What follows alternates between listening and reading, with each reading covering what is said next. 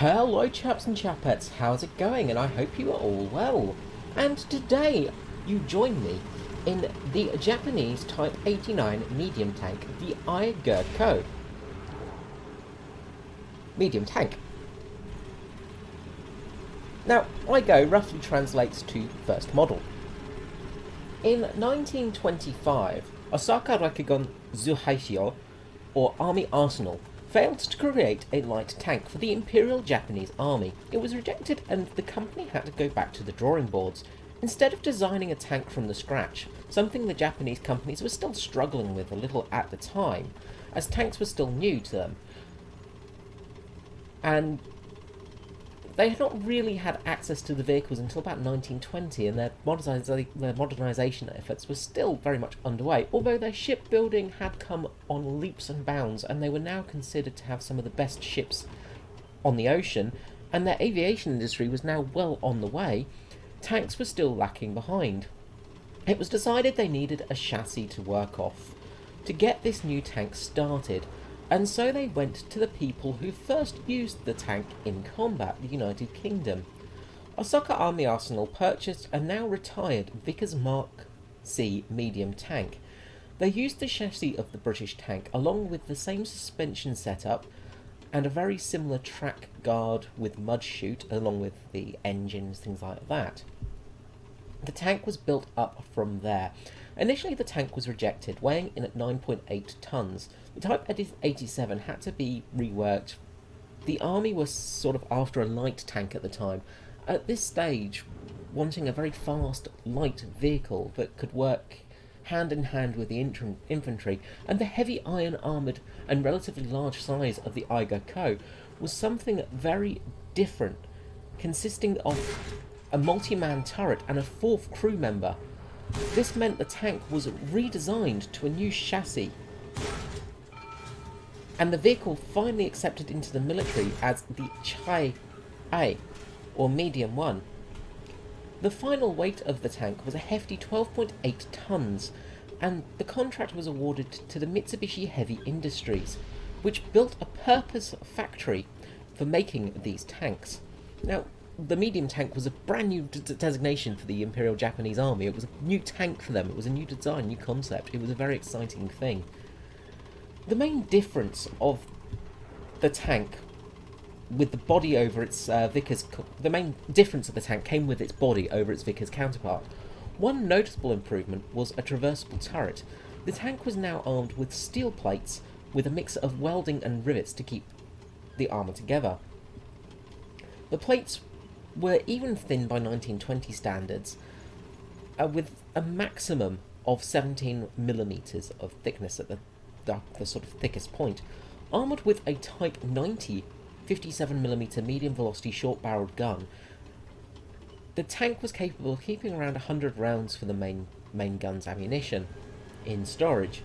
One issue with the gun in combat was it had extremely low velocity of only 380 meters per second, and only having a penetration value of 20mm at 500 meters. The gun was envisioned not for fighting enemy tanks, however, or even infantry. It was designed to take out concrete pillboxes and other still fortifications. This was achieved with a very high explosive yield in its armour-piercing high explosive shells.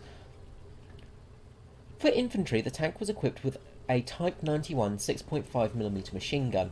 This was later replaced by the Type 97 heavy machine gun, which was a 7.7mm. There were two machine guns in the tank, one placed next to the driver, a second placed in the rear of the turret, as we could just see there. These had 2,745 rounds, which were belt-fed to the guns. The rear-facing machine gun was not for the protection of the back of the tank, although it could of course be used for that. It was meant to be turned around and faced towards the enemy for when the tank was assaulting infantry. It basically acted as a second main gun armament for the tank, meaning this tank had a sort of heavy gun and an assault machine gun. The tanks were outfitted for night combat as well, with twin searchlights, and a very rare feature for tanks of the time was a Type 94 Mark H high radio for communication between vehicles and commanders. Although internally there was a vocal tube between the driver and the commander to keep communication in the tank going. In late 1920s, early 1930s, a Japanese crew was sadly burnt to death in their tank after a petrol engine caught fire. With this and experience gained fighting in the China-Japanese wars, ethos for tank design had immediately changed for the Japanese, and the crews were absolutely petrified of fire and burning alive in these vehicles. The tank was now fitted with a Mitsubishi 6-cylinder diesel engine. This made the Type 89B Ikaigo the first mass-produced diesel engine tank in the world. The engine improved the horsepower, the economy was greatly improved. It also had much greater torque and an increase in speed up to 16 miles per hour, with a range of 110 miles. The tank was also lined with an asbestos lining. Not only did this help prevent fires, but it added extra padding for the crews when they were inside being thrown around the vehicle. It also worked as insulation, keeping them cool inside, especially in tropical climates.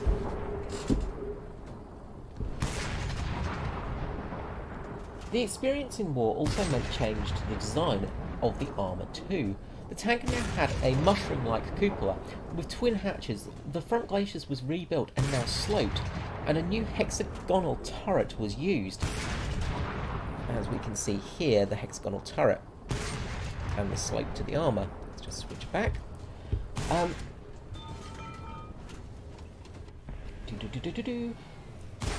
These major upgrades also had a track upgrade as well, allowing for crews to repair the tracks and change them in a much quicker time. Another new feature was the Type 97 long-barreled 57mm gun, which was installed, allowing the tank some anti-tank capability. Oddly, in-game we have the odd mix of the original tank, Type A, with the Type B. We have the short-barrel Type 90 instead of the 97 long-barrel, and the Type 97 machine gun, which was not really used on this tank. So yeah, it's quite odd in that regard. I don't know why we don't get the long barrel, because that would be much better suited for tank combat. These upgrades allowed the tank to serve into the Second World War. In conflict, the Type 89 Igoko saw action in a few theatres, the first being China.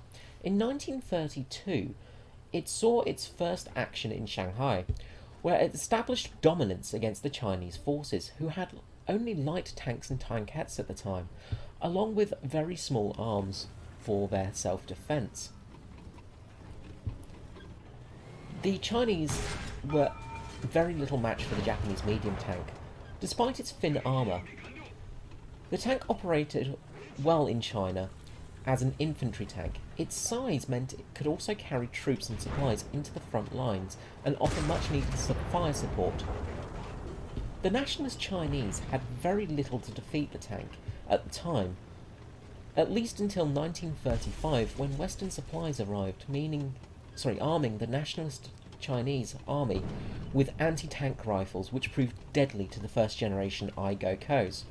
Despite this, the main number of tanks were stationed in China, despite of their obsolescence, as the events of the next couple of years would soon prove.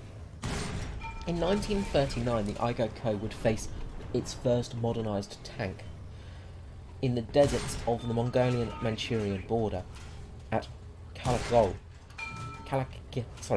Gol. General Yasuko Masumi, 1st Tank Corps, clashed with the 11th and 7th Soviet Armoured Brigades. A total of 34 Igokos were deployed and went up against the Soviet BT-5 and T-26 tanks, which had over 400 vehicles. The Japanese Igokos attacked on the night of July 2nd and managed to push the Soviets back. A little gain and landed a small amount of victory, although they did lose half their vehicles before being pushed back. Soviets suffered a much greater loss, however, of 77 tanks and 45 armoured cars. A Soviet counterattack came on the 9th of July and took nearly all of the Japanese tanks out. The remaining vehicles were dissolved from their units and placed into infantry unit positions. The main reason the Japanese tanks sustained such heavy losses was due to the vastly superior armour, speed, and the 37 and 45mm guns fielded by the Soviet tanks, and their much better armour-piercing rounds. As the Second World War broke out, the Eigo-Ko was obsolete, but the Japanese military needed everything they could get, and the tank was back into battle. It served until the very end of the war. In October of 1944, the tank saw its last hurrah, facing a vastly superior American tank, such as the M3 Stuart and the M4 Shermans. The Eigo-Ko was no match, lacking the ability to even damage the armour of the American tanks. We'll just switch back to the hangar here. In an attempt to retake Leyte, the tanks were wiped out in a one-sided fight. A small number of Type A's were still in Manchuria, and in August of 1945 they were used as mobile gun platforms. Many were covered in sandbags to try and give them extra protection. However, they did not last very long.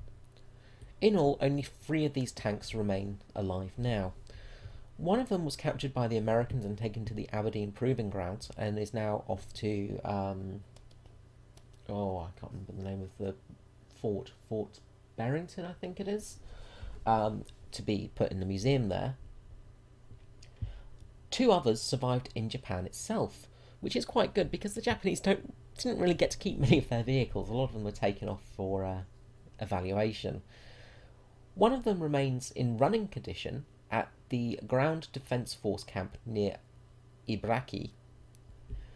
A display tank sits at Camp Asaka in the museum. So, how is this tank in game? Well, as you saw from that video, it didn't fare too badly. We managed to kill a BT-5, which is a fair little feat in this tank, especially with that short 57mm gun. But boy oh boy is it pretty bad. This tank has no real armour. The gun can't really go for about 60% of the tanks you will face, and it is a rather large vehicle. If we look at it against the Hargo, you can see the Hargo just sits so much lower than this bulky creature. It does have some okay speed, and it's okay with the agility as well. Also, the shell has decent amount of of high explosive round. The Type 90 APHE shell is very, very good for this BR. With an explosive mass of 103 grams, which is a fairly hefty round, especially for the size of the shell, being only 57mm. However, the horrible armour, the very bad aiming of this gun, because it's such low velocity, and, well, really poor penetration. If we look at the penetration values of this shell, you have 23mm at 500 meters, 32mm at point blank range, which is not enough to go through a Sherman even. So you're going to be stuck a lot of the time, especially facing French tanks. You really can't do much to them. As I said, it should have the long-barreled higher velocity gun. With the long-barreled 57mm, the Type 97 gun, I don't think anyone has it in game. Oh, there it is. The Type 97 is equipped to the Chai-Ha, so we can actually see what the Type 97 is, and you can see it's still pretty low penetration, but it should be slightly better velocity. I think that's still a short barrel, which is odd. Anyway, the velocity of that, the long barrel velocity, was around about 400 to 500 meters per second, which is still not great, but it is better than what we've got. As I said, it should have the long barrel, not the short barrel. Also, the rear-mounted machine gun doesn't work, so you can't use this rear-mounted machine gun, even though it's not really going to do much. You do have the commander there to use it, but it just doesn't work in-game, unfortunately. Well, I think you can actually switch to it to get it to work, but it's no use really. It's absolutely no use whatsoever. Um, so it really, you only have this frontal machine gun, which doesn't do much anyway. Interestingly enough, they have got the armored protected cowling over these guns. Um, as you can see here, they look almost like a little flamethrower. And this was an armored protective cowling designed to protect the gun from basically fire, from basically being damaged in a firefight. All in all, this tank sets you up for the Japanese tech tree pretty well until you get to really the Chi-Nu. It has a very poor main gun, very poor armour, and it's very easily killed, like most Japanese tanks at low tier. But if used correct, you can get some okay games in it. One of the other interesting features, as you can see here, there is a gap in the sight here, which I do wonder if you could actually probably get some machine gun rounds through that little hole there. It would not surprise me if you could easily get some shots through there, because, yeah, it just would make sense. The armour of this tank, as I said, is very poor. You've got an effective thickness of about 20mm, which is not going to stop anything. And the problem is at this lower tier, you are facing the dreaded Panzer II with its 20mm autocannon, which will just rip through you. You're not going to stop any guns other than possibly a 7.7mm. You might be able to stop that gunfire. The side, it's pretty much all 17mm. It is very poor armour though. You do have the rear structure at the back for crossing trenches, which is no use whatsoever. But as I said, this tank, it does have some uses. The turret isn't too bad. It's still pretty weak, but you can get some good shots off with looping the shots over a hill and actually get them to land on top of your target. You can sometimes cause a bit of damage with that, but that's generally your only chance. Your biggest foe is probably aeroplanes. As you can see, you only have 10mm of top armour, and if we look at let's look at a Gladiator here with its 7.7s. Even with the 7.7s, you still might get a penetration. It's not as easy with those, but the problem lies with things like the American 50 cals, of course. There aren't too many at this lower BR, but if you go up if you get a P36 coming at you, you're buggered, basically. It's just going to rip through your armour. Even with the default rounds, it's going to tear through you. So you've got to be really, really careful of those American planes. Anything with a cannon will absolutely annihilate you. It is a very, very weak vehicle from the top. Luckily, it is a reserve tank. I would not recommend taking this tank out at any BR other than 1.1, really. If you go out at anything higher, so 1.3, you have got the chance of facing tanks such as the Shah B1. You still have that chance of facing the B1 bis, but you won't face the Ter. If you face the Ter, you're absolutely screwed, because you can't penetrate it anywhere. The B1 bis you can only penetrate from the sides. Now, I am aware, before you say, Fly Daily did do a video on this today. Oh, it's one of those really unfortunate things, because I've been writing this script for the past few days. And it always happens to me. Somebody releases a video just before me, and it's very frustrating, because you sort of go, oh, I'm not copying you. But this is a very different video. This is a history of and details of the vehicle, which Fly didn't really go into detail with. As in his video, as he said, he thought it was based off the Renault FT, which if you look at it, it absolutely does look like one. As you saw in that video, we were facing the Sauer 40 here, and from the front, there is nothing we can do. We can't even penetrate this cupola. The only chance we had of killing this was driving very, very close to it and getting a shot looped in through this section here. This is the only area we can penetrate this tank, because everywhere else is 34mm or above. So you see, it does become very problematic. Even the track section here we can't penetrate. There is nowhere on this tank we can penetrate. We might have been able to damage the barrel of the gun, but unless we looped a shot into this section here, we had no chance.